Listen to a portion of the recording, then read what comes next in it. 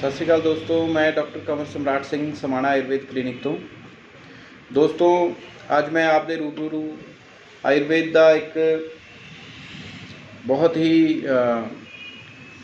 Rich traditional जिहड़ा हैगा है जिहड़ा ये हैरीटेज है आयुर्वेद का ਉਹਦਾ एक कॉम्बीनेशन ਉਹਦਾ एक नुस्खा दवाई लैके मैं आपके सामने हाजिर होया। जिवें आपां नूं सारिਆਂ ਨੂੰ पता ही है, आप सारे ने फील करना शुरू कर दिता है क्योंकि हुण सियाल जिहड़ा हैगे ने उहदी आवत हो चुकी है। सुबह शाम के वेले हुण ठंड भी हो जाती है, खासकर हुण जिवें पोल्यूशन भी वध रहा है तो उहदे करके बहुत सारे लोगों के विच देखा जा रहा है कि उन्होंने सर्दी जुकाम नज़ला नक गले दे विच रेशा पैना या दमे की प्रॉब्लम्स ये बहुत ज़्यादा बहुत फ्रीकुएंटली भी होंदी है और बहुत वर्स हो जाती है। इसकी इंटेंसिटी भी बहुत ज़्यादा हो जाती है जिसके करके सानू बहुत ज़्यादा प्रॉब्लम्स भी होंदी है और एलोपैथिक मेडिसिन भी आपां नूं फ्रीकुएंटली लैनी पैंदी है। सॉरी। तो दोस्तों इस प्रॉब्लम नूं काउंटर करने वास्ते अज मैं आपदे लई आयुर्वेद का एक कॉम्बीनेशन ड्रग कॉम्बीनेशन लैके आया जिन्हों त्रिकटू नाम करके इनू टैक्सट दे विच बोलिया गया है। उहदे विच तीन चीज़ां ने, एक तो हैगी है जी सुंड, एक हैगी है सुंड, एक हैगी है जी मगा जिन्हों पिपली कहते हैं संस्कृत दे विच, और एक हैगी है जी काली मिर्च। इन्हों तिन्नां नूं तुसीं मिला लेना है। इन्होंने तिन्नां नूं तुसीं बराबर मात्रा दे विच पहले तो इनू जे तुसीं इनू एज इट इज़ साबत लै लो बाज़ार दे विच और उन्होंने घरे ग्राउंड करो तो बहुत इफेक्टिव हो जाएगी।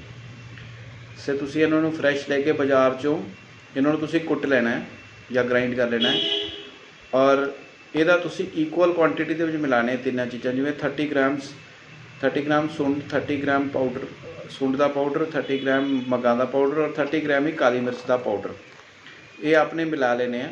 30 ग्राम ईच तो वो आपका बन जाएगा 90 ग्राम्स, 90 ग्राम का बन जाएगा। और इनू तुसी इहदे विच तुसी हाफ अद्धी मात्रा 45 ग्राम्स के नेड़े तेड़े ये आपने मुलट्ठी का पाउडर मिला लेना है। ये मुलट्ठी का भी पाउडर बाज़ार के विच एज इट इज़ भी मिल जाता है, बट बेहतर ये होएगा कि जो तुसी उन्होंने बाज़ार के साबुत लैके घरे कुट लो या ग्राइंड कर लो। तो 90 ग्राम त्रिकटू सुंड मरीच और मगा ये तिना के 30 ग्राम के पाउडर के जो 90 ग्राम बनेगा वो 45 ग्राम्स 45 ग्राम जी हैगी मुलट्ठी का पाउडर मिला लेना तो वो कॉम्बीनेशन रेडी हो जाएगा। ये जी मात्रा हैगी है ये जो 16 साल तो लैके 70 साल तक के जो इंडिविजुअल्स हैगे ने 16 तो लैके 70 साल तक उन्होंने तुसी 1 चम्मच इनू तुसी शहद के नाल ले सकते हो। अगर आपको सर्दी जुकाम खंघ वगैरह की प्रॉब्लम हैगी है, दमे की प्रॉब्लम हैगी है, वेट बढ़ता जा रहा है, वेट कंट्रोल नहीं होता, ईवन कि मोटापे को भी ये कम करता है। 1 चम्मच तुसी इनू शहद के नाल सुबह शाम खाना खाने तो बाद ले सकते हो।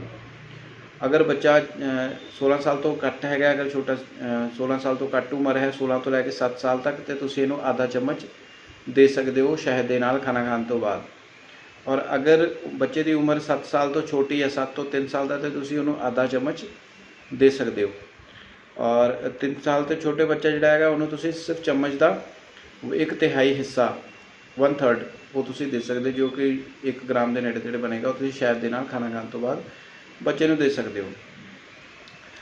और अगर किसी नूं दमे की प्रॉब्लम लंबे टाइम तो हैगी है या अक्सर ठंड के टाइम उन्होंने प्रॉब्लम्स होंदियां ने तो तुसी इहदे चाय दे विच भी ले सकते हो। चाय दे विच मिला के गुड़ वाली चाय दे विच इहनूं मिला के ले सकते हो। इस मेडिसिन के नाल खास आपने परहेज़ ये रखना है कि आपने जो दुध का प्रोडक्ट्स है, दुध है, मक्खन है, पनीर है, जो फरमेंटेड प्रोडक्ट्स हैं जिवें कड़ी हैगी है, ये आपने सेवन बिल्कुल बंद कर देना है। इस कॉम्बीनेशन के नाल इस मेडिसिन के नाल त्रिकटू के नाल आपने सिर्फ एक जिहड़ा हैगा देसी घ्यो आप खा सकते हो, क्योंकि देसी घ्यो जिहड़ा हैगा वो शरीर की नमी नूं बना के रखता है, आपकी डाइजेशन नूं अच्छा रखता है और जिहड़ी हैगी ने वो इम्यूनिटी नूं वधांदा है।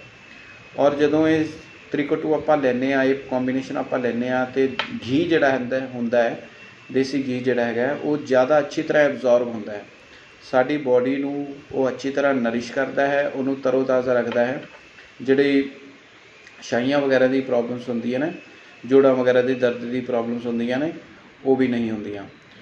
तो फिर समराइज़ कर रहा मैं दोस्तों, आपने जो सर्दी ज़ुकाम नज़ले की प्रॉब्लम्स, मोटापे की प्रॉब्लम्स, बलगम की प्रॉब्लम जी इस मौसम के हुण शुरू हो जाएगी, बहुत सारे लोगों को प्रॉब्लम्स आती, वो वास्ते आपने सुंड मगा और काली मिर्च इन्हां दा वखरा वखरा तुसीं पाउडर कर लेना है और उन्होंने ईक्वल क्वांटिटी के पाउडर लेके उन्होंने आपने मिक्स कर लेना है। मिक्स करके जिन्ना भी पाउडर बनया फर्ज करो 30 ग्राम आप लै रहे हैं, तिन्ने का पाउडर अलग अलग, वह 90 ग्राम बन गया। 90 ग्राम के आप अद्धा जी वेट हैगी है 45 ग्राम के नेड़े तेड़े पई बनेगी, वो मुलट्ठी का चूरन मिला लेना है। उसनों तुसी यूज़ इस तरह करना है कि 16 तो लैके 70 साल तक के जो इंडिविजुअल्स ने, जो लोग ने, उन्होंने तुसी 1 चम्मच ले सकते हो शहद के नाल। जे 16 तो लैके 10 साल है उन्होंने तुसी पौना चम्मच दे सकते हो। जे 7 साल तो छोटा बच्चा है तो तुसी उन्होंने आधा चम्मच खाना खाने तो बाद शहद के नाल दे सकते हो। और जे 3 साल तो भी छोटा बच्चा तो चम्मच का सिर्फ तीजा हिस्सा शहद के नाल, 1 चम्मच शहद के नाल तुसी उन्होंने दे सकते हो। खास परहेज आपने इस गल का रखना है कि ये नाल दुध के जो प्रोडक्ट ने जैसे दही है, मक्खन है, पनीर है, कड़ी है, इन्हां चीज़ों का सेवन आपने बिल्कुल बंद कर देना है।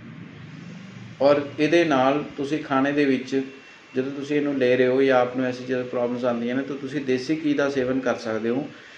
देसी घ्यो जिहड़ा होएगा वो शरीर की खुश्की नूं रोकेगा, बंद कर देगा।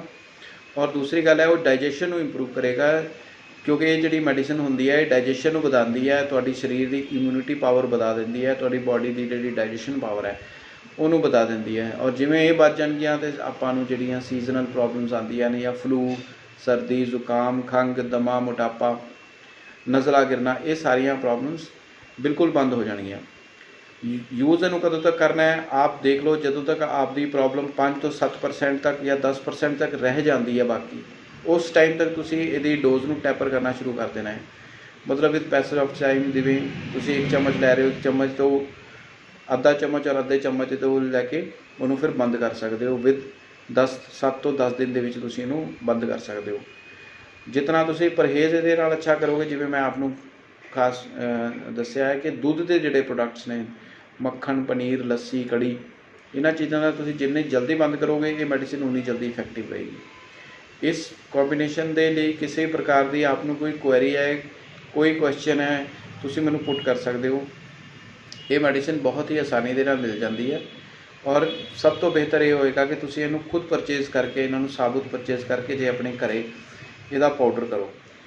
किसी भी तरह की क्वेरी वास्ते कोई आपने कोई क्वेश्चन हैगा अपने मन दे विच, तुसी मैनूं इनबॉक्स कर सकते हो। बहुत बहुत धन्यवाद सुनने वास्ते। Thank you, good luck, bye.